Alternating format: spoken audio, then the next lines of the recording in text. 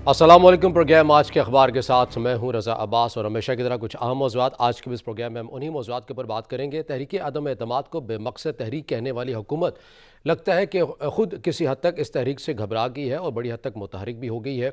जहाँ पर पेट्रोलियम मसनूआत की कीमतों में कमी का ऐलानात कर दिए हैं, सनतों को एमएसटी स्कीम के ऐलानात कर दिए हैं हुकूमत पाकिस्तान की जानिब से, तो वहीं पर हुकूमत इत्तेहादियों से मुलाकातें करते हुए भी दिखाई दे रही है। काफिले के साथ मुलाकात हुई है और अभी कुछ खबरें ऐसी भी हैं कि एमक्यूएम के साथ भी मुलाकातें वज़ीर-ए-आज़म पाकिस्तान खुद करेंगे, जहाँ पर एतमाद में लिया जाएगा। गो के वफाकी वज़रा तो फ़िलहाल ये कह रहे हैं कि चौधरी शुजात की क़यादत के लिए गए थे वज़ीर-ए-आज़म, जिसमें ये मेनली एजेंडा ये नहीं था कि तहरीक अदम एतमाद के हवाले से बात की जाए, लेकिन गो के जिस तरह के एलामिया भी जारी किया गया है या जो बयानात सामने आए हैं, तो उसके अंदर बिल्कुल वाज़ेह तौर पर चौधरी बरादरान की जानिब से ये कहा गया है कि हम डट कर आपके साथ खड़े हैं और 5 साल आपकी जो मुद्दत है पार्लिमानी उसको हम मुकम्मल करवाएंगे।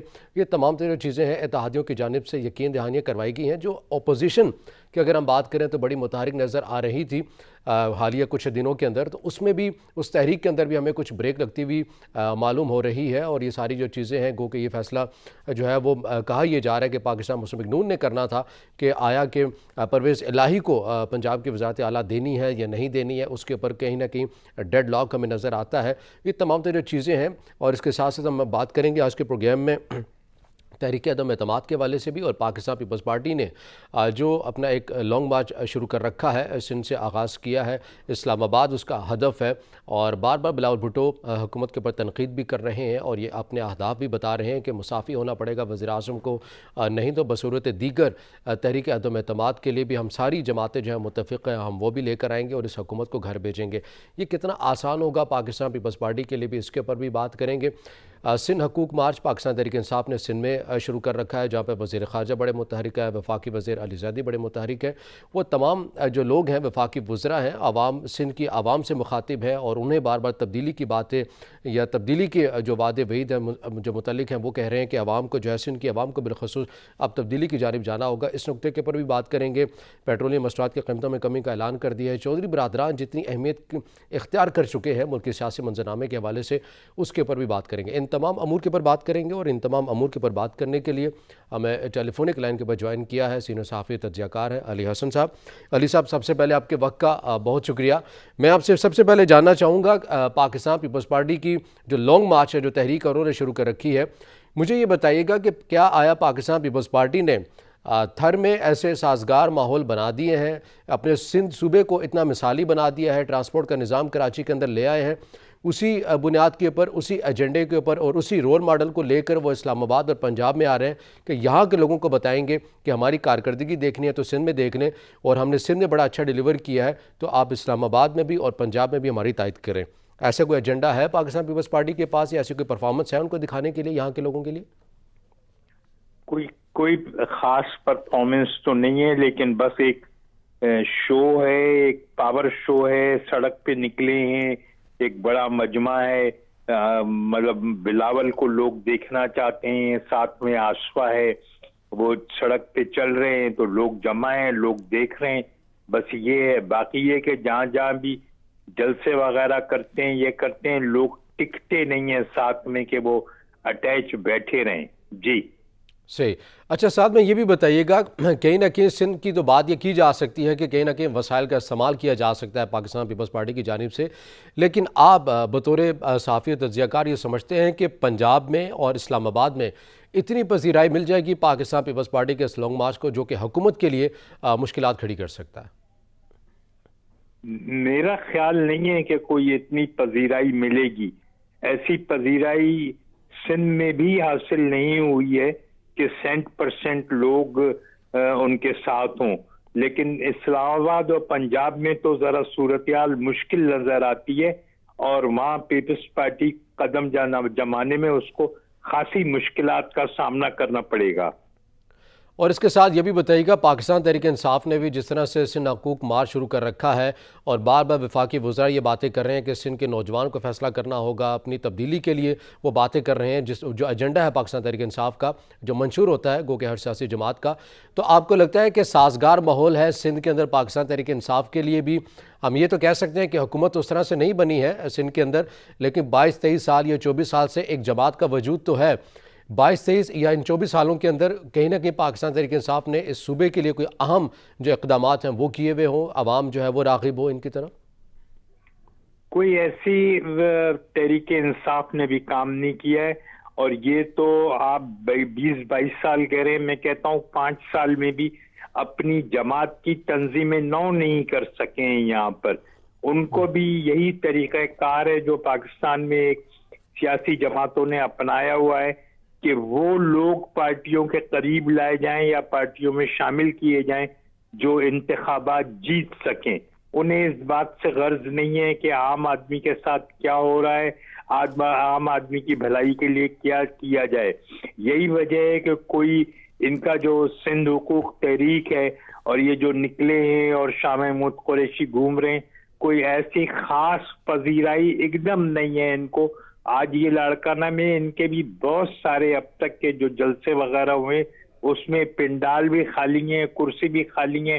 اس طرح کی ایک صورتحال ہے، اور لگتا ہے ایسا ہے کہ پیپلز پارٹی ہو یا تحریک انصاف ہو، لوگ بیگانے ہو گئے ہیں. لوگ کوئی ان کو دلچسپی نہیں ہے کہ یہ سیاسی رہنما کیا کرتے ہیں کیا نہیں کرتے ہیں، اس لیے کہ وہ سمجھتے ہیں کہ ساری جنگ جو ہے وہ زبانی ہے اور الفاظ کی جنگ میں ایک دوسرے کو نیچا دکھانے کی کوشش کر رہے ہیں. جی لیکن اس کے ساتھ ساتھ یقینی طور پر سندھ کی عوام یہ بھی تو سوچتی ہوگی کہ متبادل کیا ہے ہمارے پاس. اگر جس طرح پاکستان پیپلز پارٹی خود کو کہتی ہے کہ ہم سندھ کے نمائندہ ہیں، پورے پاکستان کی نمائندہ جماعت ہے، پاکستان تحریک انصاف کا بھی یہی نعرہ ہے، تو آپ کیا سمجھتے ہیں کہ آئندہ الیکشن کی اگر ہم بات کریں تو سندھ کی عوام یا کراچی کے جو شہری ہیں وہ کیا دیکھتے ہیں؟ متبادل اپنے پاکستان پیپلز پارٹی کو دیکھتے ہیں، پاکستان تحریک انصاف کو دیکھتے ہیں، یا پھر ضلعی سطح پر جس نے ڈیلیور کیا ہوا ایسی جماعت کون سی ہے آپ کے نزدیک کہ جنہوں نے واقعی نچلی سطح کے پر ڈیلیور بھی کیا ہے اور عوام جو ہے آئندہ الیکشن میں ان پر اعتماد کر سکتی ہے؟ دیکھیے، جہاں تک آپ ڈیلیور کرنے کی بات کریں، کسی نے کچھ ڈیلیور نہیں کیا ہے یہاں پر. لوگ بہت زیادہ پریشان ہیں. اپیل جہاں تک ہے جماعتوں کی وہ بھی نہیں ہے. میں نے آپ کو بتایا کہ لوگ ایک دم بیگانے انڈیفرنٹ ہو چکے ہیں. کراچی کی صورتحال مختلف ہے، اندرون سندھ کی صورتحال مختلف ہے. یہ اندرون سندھ تو 100% تلاش یہ کرتے ہیں کہ جو لوگ انتخابات میں کامیاب ہو سکیں انہیں لیا جائے اپنے ساتھ. باقی کچھ بھی نہیں ہے. کراچی میں ایسا ہاٹ پاٹ سی صورتحال ہے، کوئی لیڈرشپ نہیں ہے، کوئی امیدوار نہیں ہے، کوئی ایسے بظاہر لوگ نظر نہیں آتے جن کی کوئی اپیل ہو لوگوں میں. جی اچھا، ساتھ میں مجھے یہ بھی بتائیے گا کہ آپ سمجھتے ہیں کہ پاکستان پیپلز پارٹی کا جو ووٹر ہے، اگر سندھ کی حد تک ہم بات کر لیتے ہیں، تو وہ اسی طرح بھٹو کے ایک نظریے کے مطابق ہی چلتا ہوا آ رہا ہے، یا پھر اب لوگوں کی وہاں پہ جو مینٹلٹی ہے، سوچ ہے، وہ کسی حد تک بدلی ہے؟ اندرون سندھ کی میں بات کر رہا ہوں. اب وہ دیکھیں گے کہ آپ نے اگر کام کیا ہے، آپ نے صحت کا نظام ٹھیک کیا ہے، نظام تعلیم کو ٹھیک کیا ہے، تو ہم آپ کے ساتھ کھڑے ہوں گے. اگر ایسا نہیں ہے تو ہم کسی متبادل کی جانب جائیں گے. ایسا ہرگز نہیں ہے، ایسا ہوگا نہیں. صرف دانشور حضرات اس طرح سوچتے ہیں. جو اصل زمینی صورتحال ہے وہ یہ ہے کہ علاقے میں یا ضلع میں بڑا وڈیرا کون ہے، کون طاقتور ہے، انتظامیہ کس کے ساتھ ہے، پولیس کس کے ساتھ ہے، ایریگیشن کا عملہ کس کے ساتھ ہے. لوگ مجبوراً اس کے ساتھ چلے جاتے ہیں. اندرون سندھ میں دیہی علاقوں میں لوگ مخالفت کی آواز نہیں بلند کر سکتے جیسے پہلے کراچی میں ہوتا تھا کہ مخالفت کی آواز کوئی نہیں اٹھا سکتا تھا.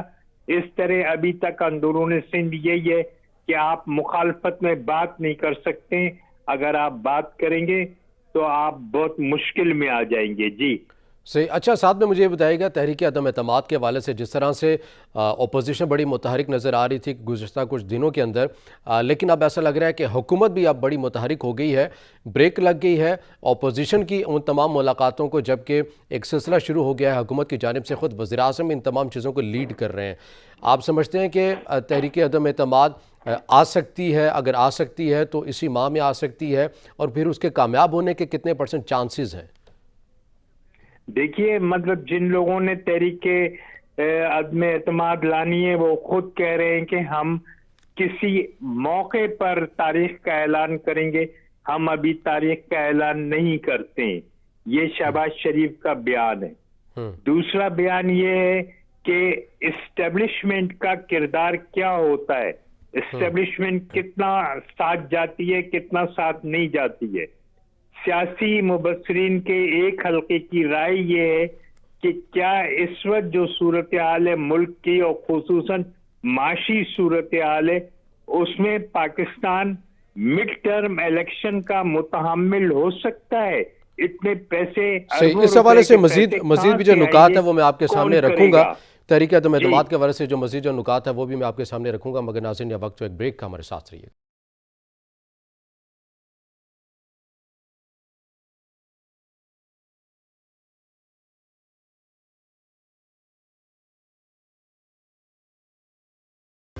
بریک کے بعد ناظرین پروگرام میں آپ کو خوش آمدید کہیں گے, اور ہم بات کریں تحریک عدم اعتماد کے حوالے سے. جس طرح سے اپوزیشن بڑی متحرک نظر آ رہی تھی, بالکل ویسے ہی حکومت بڑی کانفیڈنس نظر آ رہی ہے. اعلانات بھی کیے ہیں, مہنگائی کا عنصر ایک نمایاں تھا جس کو اپوزیشن کیش کر رہی تھی. عوام کے سامنے بیانیاں بھی یہی لے کر جا رہی تھی کہ مہنگائی ہے, موجودہ حکومت کی جو گورننس ہے وہ بہتر نہیں ہے. لیکن ہم نے دیکھا کہ وزیر اعظم نے جب خطاب کیا, پیٹرولیم مصنوعات کی قیمتوں میں کمی کا اعلان کیا, صنعتوں کو ایمنسٹی اسکیم کا اعلان کر دیا ہے. ایک بار پھر سے تیسرے سال میں تیسری یہ اسکیم ہے جو اعلانات کر دیے ہیں. یہ تمام تر جو چیزیں ہیں کس حد تک یہ تحفظ کریں گے یا مارجن ملے گا موجودہ حکومت کو تحریک عدم اعتماد یا اپوزیشن کے بیانیے کو دبانے کے لیے؟ علی حسن صاحب یہ بتائیے گا کہ جس طرح سے مہنگائی کا ایک عنصر تو رہا ہے نمایاں, جس کو اپوزیشن نے بھی کیش کیا ہے, اور یقینی طور پر جو میدان کے اندر جو چیزیں ہیں عوام بھی اسی چیز کے اوپر پریشان نظر آتی ہے. وزیر اعظم کے ان موجودہ اعلانات کے بعد آپ کو لگتا ہے کہ اب کسی حد تک جو اپوزیشن کا مہنگائی کا جو بیانیہ تھا یا جو گراؤنڈ ریالٹیز ہیں وہ کسی حد تک تبدیل ہوئی ہیں, اور عوام کی جو حمایت ہے وہ حاصل ہوئی ہے اس حکومت کو؟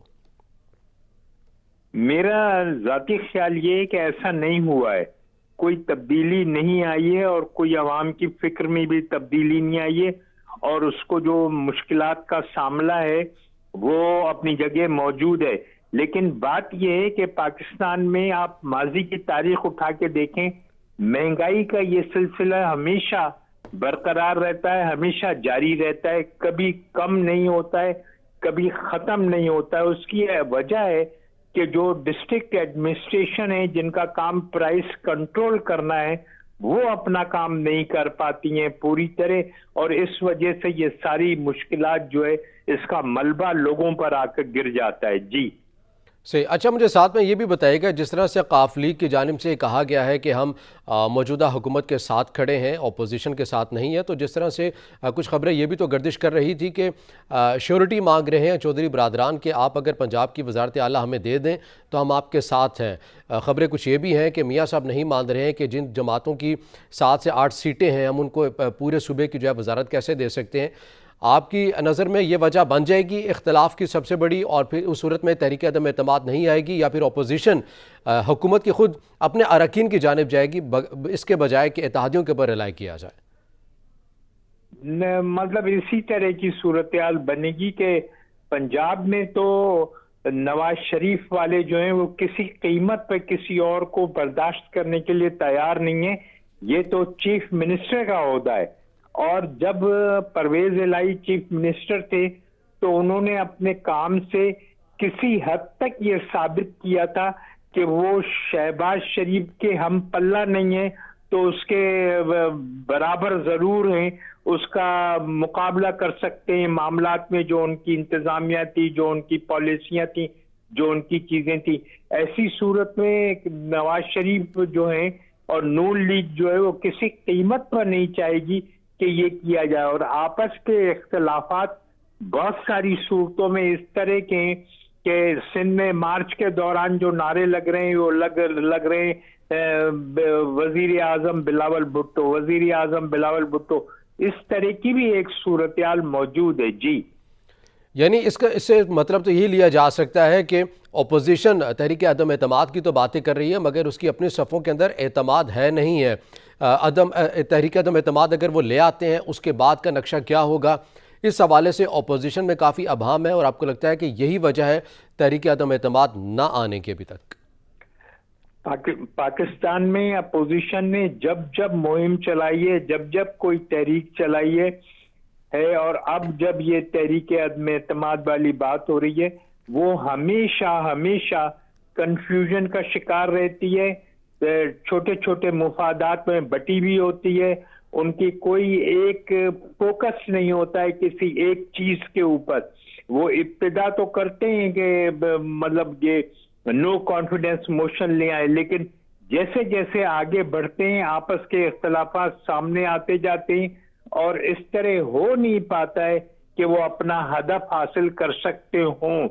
صرف یہ بیانات کی حد تک ہے کہ مہنگائی کی بات کی جائے، ہم نکال دیں گے، ہم یہ کر دیں گے، حکومت کو گھر بھیج دیں گے، لیکن اپوزیشن کی صفوں میں اس طرح کا اتحاد نظر نہیں آتا ہے کہ وہ یہ سب کچھ حاصل کر سکیں گے. جی اس کے ساتھ ساتھ ہم نے یہ بھی دیکھا ہے کہ ملک کے جن حصوں میں ضمنی انتخابات ہوئے ہیں وہاں پر پاکستان تحریک انصاف کو شکست بھی ہوئی ہے، بڑی حد تک ہوئی ہے. پنجاب میں بڑی مضبوط نظر آتی ہے نون لیگ، خیبر پختونخوا میں JUIF نے بڑا ٹف ٹائم دیا. لیکن ان تمام چیزوں کے باوجود بھی آپ کو لگتا ہے کہ یہ جو موجودہ جو حکومت ہے اس کے جو اتنی یہ پورے اعتماد ہے، اتنے کانفیڈنس میں ہے، اس کی وجہ یہ ہے کہ اپوزیشن ایوان بالا کے اندر اس طرح سے منظم کمپین نہیں چلا سکتی ہے موجودہ حکومت کے خلاف، اور اس کی وجہ ایک بار پھر سے وہی ہے کہ اپنی صفوں کے اندر اتحاد نہیں ہے؟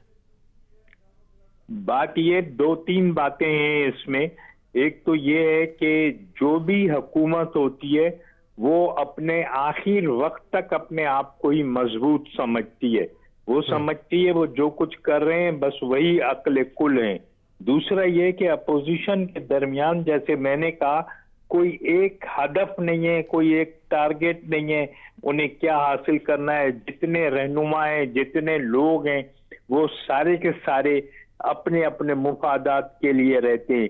میں نے تو کسی اخبار میں یہ خبر بھی پڑھی تھی کہ مولانا فضل الرحمان کہتے ہیں کہ کچھ نہیں ہو تو اس کے بیٹے ہی کو وزیر اعظم بنا دیا جائے، خواہ اس کی مدت وزارت کی کتنی ہی ہو.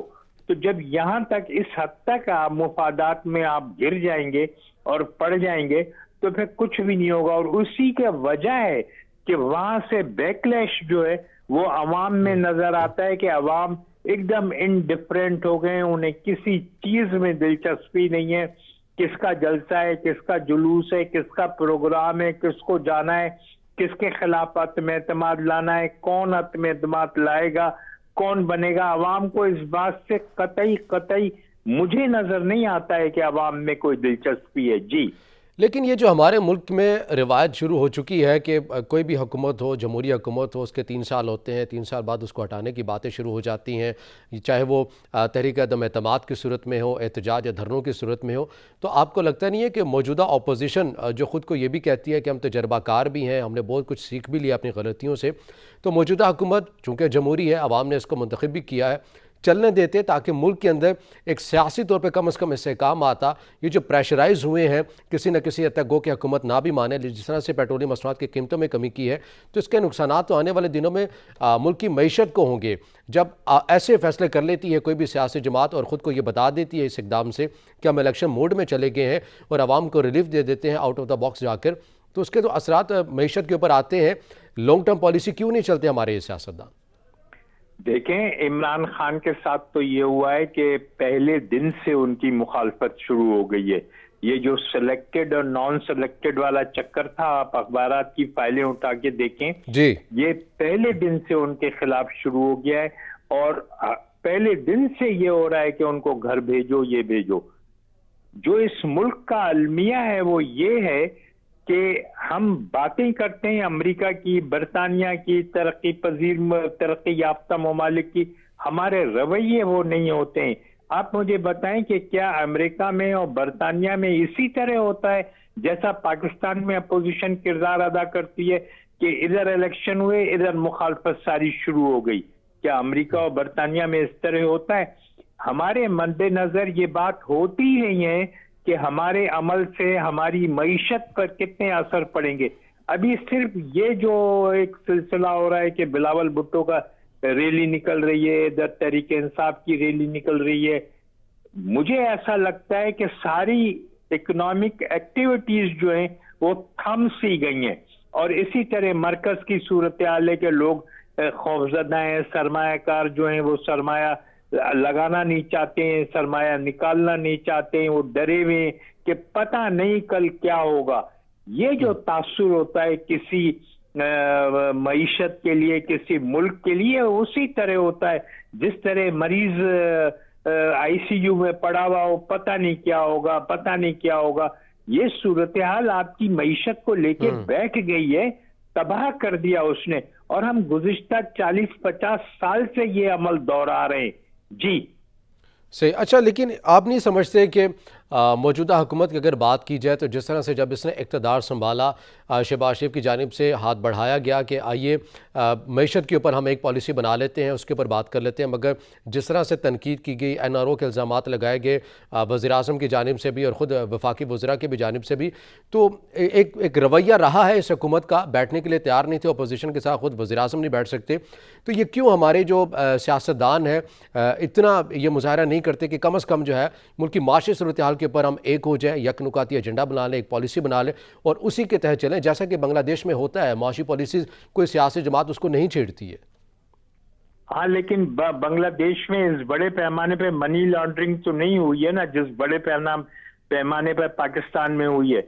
IMF के पैसों का हिसाब निकाला जाए तो उसका बहुत बड़ा हिस्सा जो है वो मनी लॉन्ड्रिंग में चला गया है। उस सूरत में कैसे कोई बैठ सकता है कि अपोजिशन के साथ भी बैठें, हंसी मजाक भी करें, गपशप भी करें, कोई पॉलिसी बनाएं? वो बनी नहीं सकती है। जब इमरान खान का हदफ या उसका टारगेट ये था कि NRO नहीं देंगे, जो पैसे ले गए हैं, जो मनी लॉन्ड्रिंग हुई है वो वापस आए, ये हो वो हो, तो उस सूरत में तो ये हो मुमकिन नहीं था। तो फिर साबित क्या किया आपने इस बयान के मुताबिक? साबित क्या किया? जोर दे रहा हूँ, वो उस बात पे जोर दे रहा हूँ कि अपोजिशन को अपनी जिम्मेदारी समझनी चाहिए, बजाय इसके कि वो बोले हुकूमत ने हमसे हाथ नहीं मिलाया। जी, लेकिन फिर एहतसाब की अगर हम बात करते हैं, NRO की बात करते हैं, तो फिर हुकूमत ने साबित क्या किया है?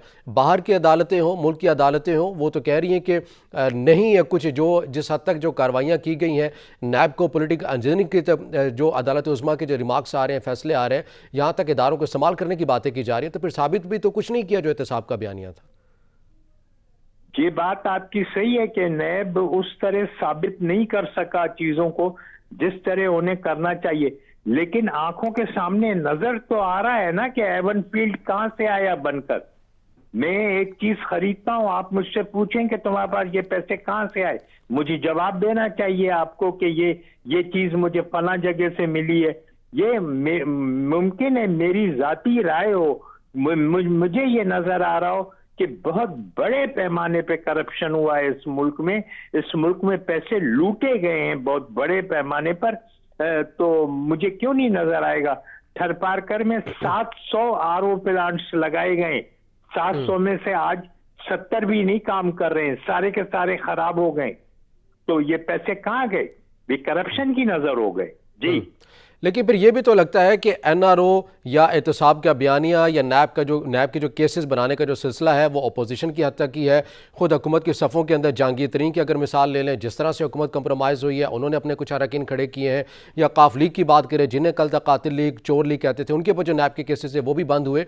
तो जहाँ पर अपना मुफाद नज़र आता है वज़ीर-ए-आज़म को, वहाँ पर कंप्रोमाइज़ हो जाते हैं। जहाँ पर अपोजिशन की बात आए तो बड़ी सख्ती करते हैं और ये कह देते हैं कि मैं हाथ नहीं मिलाऊंगा। ये बात आपकी एकदम दुरुस्त है कि हुकूमत ने अक्रॉस दी बोर्ड एहतसाब नहीं किया है, कोई कार्रवाई नहीं डाली गई है। उसकी एक बुनियादी वजह है कि इमरान खान की हुकूमत कौमी असेंबली में ऐसी मेजॉरिटी में नहीं आई कि वो डट के खड़े हो जाते कि नहीं मैं यहाँ खड़ा हुआ हूं। वो कंप्रोमाइजेस करते हैं, हर दफे उन्हें झुकना पड़ता है, हर तरफ उनको जाना पड़ता है। 4 वोट के लिए भी जाते हैं, 2 वोट के लिए भी जाते हैं। तो इस तरह की हुकूमत के साथ तो ऐसा ही होता है जैसा इमरान खान की हुकूमत के साथ हो रहा है। इमरान खान ने बुनियादी तौर पे गलती ये की थी कि उन्हें इख्तिदार में आने की बहुत जल्दी थी, हालांकि उन्हें इख्तिदार नहीं लेना चाहिए था। ये वही गलती थी जो मोहतरमा मरूमा बेनजीर भुट्टो ने 88 में इतनी बड़ी अक्सरियत के बावजूद इस्टेब्लिशमेंट की जो मुतालबात थे, जो बातें थी, जो डिमांड थी, जो शराइत थी, वो मानते हुए हुकूमत ले ली थी। वो उनकी गलती थी। यही गलती इन्होंने दोहराई کہ انہوں نے اپنی حکومت بنانے کے لیے کر لیا. ان کو بھی مد نظر یہ نہیں تھا کہ اس ملک کے ساتھ کیا ہو رہا ہے. جی لیکن وزیراعظم تو خود کو بڑے نظریاتی اور اصول پسند شخص کہتے ہیں، تو آپ کو لگتا ہے کہ انہوں نے اپنے نظریات کے ساتھ بھی کمپرومائز کر لیا فقط اقتدار حاصل کرنے کے لیے؟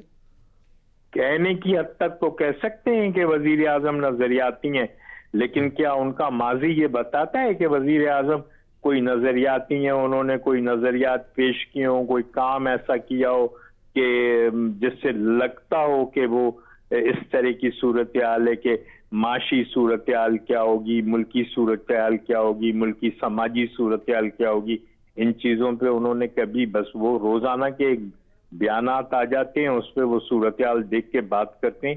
مجھے تو نظر نہیں آتا ہے کہ کوئی نظریاتی ہیں. جی اس پرفارمنس کے ساتھ، اس گورننس کے ساتھ تحریک انصاف جو ہے بڑی کانفیڈنس کے ساتھ بھی نظر آتی ہے کہ اگلے 5 سال بھی ہمارے ہیں. آپ کو لگتا ہے کہ گراؤنڈ ریالٹیز ایسے ہی ہیں، پاکستان تحریک انصاف کو سوٹ کرتی ہیں، عوام کا جو اعتماد ہے وہ اسی حکومت کے ساتھ رہے گا اور آئندہ یہی حکومت بنائیں گے؟